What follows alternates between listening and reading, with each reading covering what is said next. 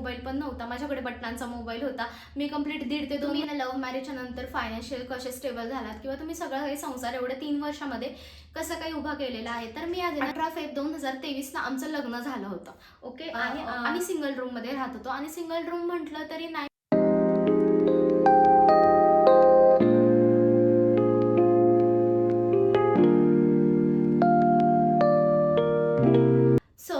Hello everyone, कसे आहेत तुम्ही सगळे. अपेक्षा करते की खूप छान मस्त आणि मजेत असाल. सो आहे ना, आज तुम्हाला थंबनेलवरून कळालंच असेल आजचा ब्लॉग कशा रिलेटेड आहे. तर मला इंस्टाग्रामवरती ना भरपूर अशा कॉमेंट येत होत्या आणि इंस्टाग्रामवरती मला एवढ्या सगळ्या गोष्टी काही कव्हरअप करता येत नाही. त्यामुळे म्हटलं चला यूट्यूबवरती ना सगळं काही तुमच्यासोबत स्टेप बाय स्टेप शेअर करावं. तर मला खूप साऱ्या कॉमेंट येत होत्या की तुम्ही ना लव्ह मॅरेजच्या नंतर फायनान्शियल कसे स्टेबल झालात किंवा तुम्ही सगळं हे संसार एवढ्या 3 वर्षामध्ये कसं काही उभा केलेला आहे. तर मी आज ना जे काही आमच्या आयुष्य म्हणजे लग्न झाल्यापासून जे काही घडलं ते वर्षभराचं किंवा पार्टमध्ये पण मी हे कन्वर्ट करू शकते. 2-3 म्हणजे आमचे 3 वर्ष झाले लग्नाला. आता फेबमध्ये आमचं 4थं वर्ष कंप्लीट होईल, 5वं वर्ष लागतं आमच्या लग्नाला. तर मी एवढं आहे ना 3.5 वर्षामध्ये काय काय गोष्टी फेस केल्या किंवा आमच्यात भांडणं होतात की नाही हे सगळं काही ओव्हरऑल तुमच्यासोबत शेअर करणार आहे. सो आहे ना, एक प्रकारची मी माझी जर्नी आणि फायनान्शियल आम्ही कसे स्टेबल झालो ना हे सुद्धा मी तुमच्यासोबत शेअर करणार आहे. सो चला व्हिडिओ शेवटपर्यंत बघा. आता आहे ना 18 फेब 2023ला आमचं लग्न झालं होतं. ओके. आणि त्यानंतर सेकंड डे थर्ड डेला आमचं ते जे काही लग्नानंतरच्या विधी असतात त्या सगळ्या झाल्या. थर्ड डेला आमचा 16वा झाला होता. म्हणजे ह्यांच्या वडिलांनी वगैरे छान आमचा 16वा वगैरे केला. भेटलाच फोटो, तर आमचे तर फोटो कुठलेच नाही आहेत खरं सांगते. भेटलाच जर फोटो तर मी इथे तो अटॅच करते, तो पण बॅकनी काढलेला आहे गेस कोणीतरी, तो आमच्याकडे आला होता. नाही तर आम्ही 16व्याला सुद्धा आमचा फोटो काढला नव्हता एक सुद्धा, आता खरं सांगते. त्यानंतर आहे ना सेकंड थिंग म्हणजे आम्ही सिंगल रूममध्ये राहत होतो आणि सिंगल रूम म्हटलं तरी नाही म्हटलं तरी खूप छोटी होती. त्याच्यामध्येच किचन होतं, त्याच्यामध्ये वॉशरूम होतं, त्यामुळे खूप छोटी होती. आणि आजकालचे पुणे शहरामध्ये सिंगल रूम आता तुम्ही इमॅजिन करू शकता, जे कोणी पुण्यात राहताना त्यांना समजलं असेल. तर आमच्याकडे असं काही नव्हतं सुद्धा की आमच्याकडे खूप सारं सामान आहे त्यामुळे आम्ही डबल रूम वगैरे करू शकतो, म्हणजे 1 RK वगैरे. तर म्हटलं ठीक आहे, आपण एक 5-6 महिने राहू, बघूच, सामान वाढत गेलं तर मग आपण डबल रूमवरती शिफ्ट होऊ. तर आम्ही पहिले सिंगल रूम घेतली होती. मग डिपॉझिटला वगैरे पैसे नव्हते, मग माझ्या सासूबाईंनी आम्हाला पैसे दिले होते डिपॉझिटसाठी. आता जे काही आहे ना खरं ते मी तुमच्यासोबत शेअर करते. सो त्यांनी पैसे वगैरे दिले.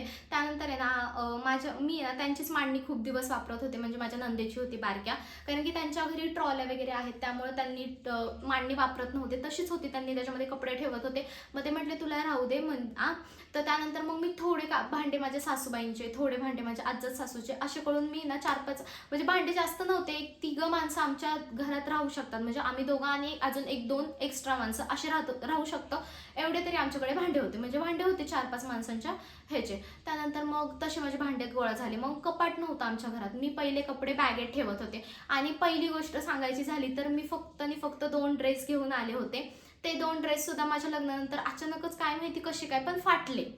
आणि मग मी पहिले तर नंतर मग साड्याच घालायला लागले, कारण की मला साड्या भरपूर आल्या होत्या 16व्याला सुद्धा. मग त्याच्यानंतर मी एक करून आहे ना, माझ्या छोटी ननंद आहेत त्याच स्टिच करतात ब्लाऊज, सो त्यांच्याकडेच मी देत होते. मग ते एक करून मी स्टिच केले. त्यानंतर मी खूप दिवस ते साड्या घातल्या.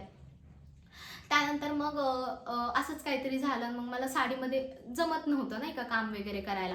मग घरात एक चालतं, पण पाहुण्यारावळ्यात जायचं म्हटलं तर मग मी आणि कृष्णा आम्ही पिंपरी मार्केटला गेलो होतो मला कपडे घ्यायला. माझ्या सासूबाईंनी तरी मला 2 ड्रेस घेतले होते.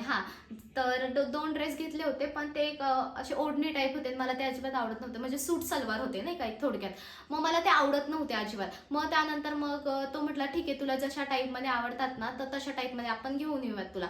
मग मी म्हटलं की ठीक आहे चालेल, आपण पिंपरी मार्केटला जाऊ. सो मी पिंपरी मार्केटला गेले आणि तिथून मी 2 ड्रेस आणले होते. आता त्याचा एखाद्या ड्रेसचा मला फोटो भेटेल, तो मी इथे लावेलच, तुम्हाला दाखवेल. तर ते ड्रेस मी भरपूर दिवस घातले. सो त्यानंतर मग परत असे छान थोडे करून कपडे घेत गेलो. मग ते कपडे जास्त वाढत गेले. म्हणजे ती बॅग होती आमच्याकडे, एक आपली ट्रॅव्हलिंगची बॅग असते ना मोठी, ती होती. सो आहे ना तसे कपडे वाढत गेल्यामुळे मग आम्ही विचार केला की आता कपाट घ्यावा लागेल. सो कपाट घेताना पण आमच्याकडे काही पैसे नव्हते, म्हणजे फायनान्शियल आम्ही स्टेबल नव्हतोच. म्हणजे जेवढं फक्त कृष्णाने लग्नाच्या आधी म्हणजे त्यांनी मला मंगळसूत्र वगैरे पण केलं होतं सोन्याचं. सो मग त्याच्यामध्येच आमचं खूप जास्त पैसे गेले. त्यानंतर मग रूम, परत मग महिन्याचं मंथली भाडं येत होतं, परत किराणा लागतोच घरामध्ये, परत मोबाईलचे रिचार्ज आले. त्या पिरियडमध्ये माझ्याकडे मोबाईल पण नव्हता, माझ्याकडे बटनांचा मोबाईल होता. मी कंप्लीट 1.5 ते 2 महिने बटनांच्या मोबाईलवरती काढले. म्हणजे असं नाही आहे, मला असं काही वाटत नव्हतं त्या टाइम टायमिंगला पण आहे ना मला आता त्या परिस्थितीची जाणीव आहे मला अजूनही, असं नाही आहे. आता माझ्याकडे आयफोन आला, त्याच्यानंतर मी लग्नाला 3 वर्ष झालेत, मी 3 वर्षात 3 ते 4 फोन चेंज केलेले आहेत, तरी पण मला असं काय वाटत नाही. त्यानंतर मी 1.5 ते 2 महिने बटनाचा फोन यूज केला. त्यानंतर मग मी घरात म्हणजे मला वेड लागल्यासारखंच झालं होतं घरात राहून म्हणजे फक्त बटनाचा फोनवरती फक्त नंदेला म्हणजे दीदींना, त्यांना माझ्या नंदबाईंना, त्यांना आणि सासूबाईंना फोन करायचे, ह्यांना फोन करायचे, बस. मग ते पण यायचे दुपारून, त्यांचा फोन मग आल्यानंतर मी कंटिन्यू बघत बसायचे. त्यानंतर मग त्यांनी मला जो लग्नाच्या आधी फोन दिला होता ना त्यांनी, त्या फोनला त्यांनी डिस्प्ले टाकला. तो डिस्प्ले 15 दिवस गेला, 15 दिवसांनी तो आपोआप गेला, म्हणजे तो खराबच झाला होता फोन. त्याला किती डिस्प्ले टाकला तरी तो खराबच होत होता. मग ते म्हटले की जाऊ दे, ठीक आहे, आपण तुला नवीन घेऊयात. मग तेवढ्या पिरियडमध्ये त्यांनी मला एकदम छान सरप्राईज दिला होता. तो पण मी व्हिडिओ भेटेल मला, मी पोस्ट केला आय गेस, तो पण व्हिडिओ मी इथे लावेलच. त्यानंतर मग तो व्हिडिओ वगैरे म्हणजे त्यांनी सरप्राईज दिला. मला इतका आनंद झाला होता, म्हणजे नाही का, लग्नाच्या 6 महिन्यानंतर त्यांनी मग मला तो फोन घेतला. त्यानंतर आम्ही तर सांगायचं झालं तर सेकंड मंथ ॲनिव्हर्सरी असते ना आपली लग्नानंतरची, त्याला आम्ही कपाट घेतलं. त्यानंतर 3rd मंथ ॲनिव्हर्सरी असते ना, त्याला आम्ही फ्रीज घेतला. तर फ्रीज माझ्या सासूबाईंनी घेऊन दिला होता, तेच EMI वगैरे पे करत होते. म्हणजे मला तरी एवढी गोष्ट माहीत नाही EMI कोण पे करत होतं, पण आम्हाला त्यांनी खूप जास्त मदत केली. म्हणजे त्या सपोर्टला होत्या, त्यामुळे आता एवढ्या सगळ्या गोष्टी समजल्या. आणि शिवाय ना त्या सपोर्टला होत्या, त्यामुळे ना मला पण एक गोष्ट कळाली की संसार कसा करायचा ते. नाहीतर जर आपल्याला कोणी सांगायला नसेल आणि आपण उगाच करायचं ना, तर अजिबात कुठल्याच मुलीकडून होत नाही. आणि मी तरी अशी माहेरी होती की ठीक आहे, मला तेवढ्या गोष्टी माहिती होत्या. म्हणजे बाबा दूध असं वापरायचं, इथं वेस्ट होतं नाही का, साखर एवढी ह्याच्यात कमीच घातली तरी चालते, अशा टाईपमध्ये. मग माझ्या सासूबाईंनी अजून भरपूर साऱ्या गोष्टी शिकवल्या. आणि असं नाही त्यांनी ओरडून पण भरपूर साऱ्या गोष्टी शिकवल्या त्यांनी, पण असं नाही, गौरी तू हे कर, तुझ्याकडून होईल शक्य. आणि मग नाही का, त्यांचा एक होता विश्वास, अजूनही आहे, असं नाही आहे. आणि मग त्यांनी खूप साऱ्या गोष्टी शिकवल्या, मग त्यामुळे मी शिकत गेले. आणि त्यांनी भरपूर सारे हे दिले की गौरी नाही, असं समजत नाही, माझं पण लग्न असं झालं होतं ह्या टाईममध्येच, मला पण समजत नव्हतं, पण तुला सांगायला तुझी सासू आहे, मग तू काही म्हणजे त्यांनी असं कधीच नाही धरलं तू सून आहेस माझी म्हणून. त्यांनी काय मला शिकवताना समजवताना मुलीप्रमाणे समजून सांगितलं. मग त्यामुळे ना मी पण समजून सांगत गेले. पण म्हणजे असं नाही आमची कधी भांडणं वगैरे नाही झाली, मला कधी राग पण येत नव्हता. कारण तर आहे ना ह्यांचा फोन आला होता, त्यामुळे ना थोडासा व्हिडिओ आपला स्टॉप झालाय. तर मी कुठे होते, तर म्हणजे माझ्या सासूबाई म्हणजे मम्मी म्हणते मी त्यांना, तर त्या कधी म्हणत नव्हत्या असं तसं नाही का, त्यांनी समजून घेतलं, त्यामुळे मी तेवढा तरी माझ्या डोक्यात शिरलं. नाहीतर असं नाही आहे की म्हणजे मला खूप सारे DMs पण येतात पर्सनली की दीदी आम्हाला फायनान्शियल स्टेबल व्हायचं आहे, आमच्या लग्नाला 1.5 ते 2 वर्ष झालेत, पण आम्ही काहीच आत्तापर्यंत कमवू शकलो नाही आहे, असं तसं भरपूर अशा गोष्टी. तर असं नाही आहे, कुठला तरी आपल्याला एकतरी बॅटरी बॅकअप लागतो यार, खरंच म्हणजे खरंच आपल्याला कुठलं तरी एक पॉवर बँकची गरज आहेच. खरंच आहे हे, म्हणजे तुम्ही आता हसाल तुम्ही, खरं आहे, पण हे कुणीच असा संसार करू शकत नाही. अरेंज मॅरेजमध्ये जे असतं ना, खरं आहे ते. लव्ह मॅरेजमध्ये भरपूर लोक म्हणतात नाही आम्ही करू शकतो, पण करू शकतो, पण त्याला दोघांचं पण तेवढी मानसिक स्थिती लागते, दोघांचं पण तेवढं एफर्ट्स लागतात. मग त्यामुळे ना जर असेल ना शक्य, जर कोणी तुम्हाला चांगलं सांगत असेल ना, खरंच एक 6 महिने तर वर्षभर तरी ऐका. त्यांनी तुमचंच भलं होणार आहे, असं नाही की त्यांनी स्वतःचं भलं होणार आहे, त्या माणसाचं भलं होणार आहे, असं नाही. वाईट जर गोष्ट सांगत असेल तर वाईट गोष्ट अजिबात ऐकू नका त्या व्यक्तीची, बट तर तीच व्यक्ती जर तुम्हाला चांगलं सांगत असेल तर नक्की ऐका, मी असं म्हणेन. सो त्यानंतर आहे ना आम्ही काय कुठे होते मी, तर त्यानंतर आम्ही 6 महिन्यातच आहे ना फ्रीज आणि कपाट घेतलं होतं, जे माझं लोखंडी कपाट आहे. तर त्यांना ते घेण्यासाठी पण माझ्या सासूबाईंनीच मदत केलेली होती.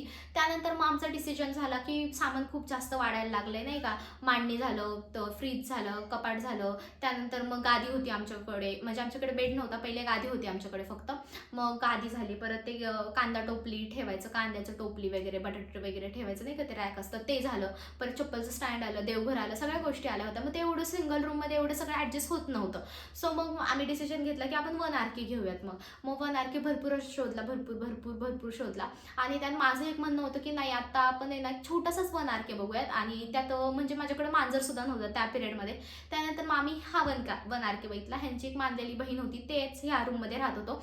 सो त्यांचा एक कॉन्टॅक्ट झाला आणि त्या म्हटलं की ठीक आहे, मी सोडतेच आहे, तर तू इथे येऊन राहू शकतोस नाही का. म्हणजे हे स्वतःचं नाही, आमचं रेंटचंच आहे, त्यांचं सुद्धा रेंटचंच होतं. सो तर मग आम्ही इथं राहायला आलो.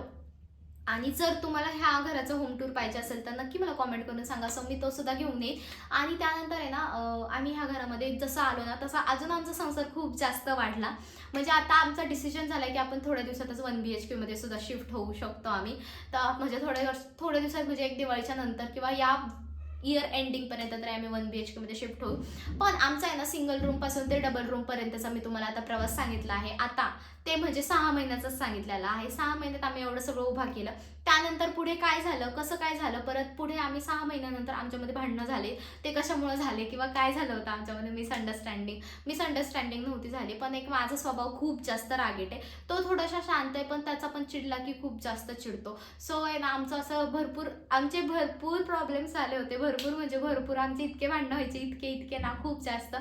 म्हणजे पण असं होतं की आम्ही एकमेकांना सोडूनही जाऊ शकत नव्हतं असं नाही, पण जाऊ शकत म्हणजे एक मेंटॅलिटी नव्हती ना, यार ह्याला सोडून जाऊन काय करायचं आपल्याला, आपल्या आयुष्यातच काय राहिले असं.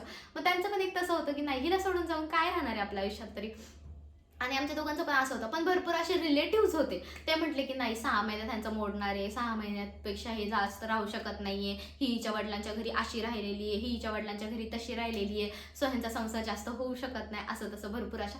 पण आता माझ्या संसाराला 3 वर्ष कंप्लीट होऊन 4थं वर्ष लागते. सो नजर कोणी लावू नका, थू आमच्या संसाराला. माझा संसार खूप कष्टाने आणि खूप मेहनतीने उभा केला आहे मी. आता मी 6 महिन्यापर्यंत तुम्हाला सगळं काही सांगितलं. त्याच्यानंतरचं पुढचं काय काय घडलं, कसं घडलं, हे मी तुम्हाला नेक्स्ट ब्लॉगमध्ये सांगणारच आहे. सो नेक्स्ट ब्लॉगसाठी आपल्या पेजला फॉलो करायला विसरू नका, सबस्क्राईब करायला विसरू नका आणि कसं वाटला व्हिडिओ हे सुद्धा सांगायला विसरू नका. सो चला मग भेटूया आपण नवीन एका छान अशा व्हिडिओमध्ये. तोवर take care friends and bye.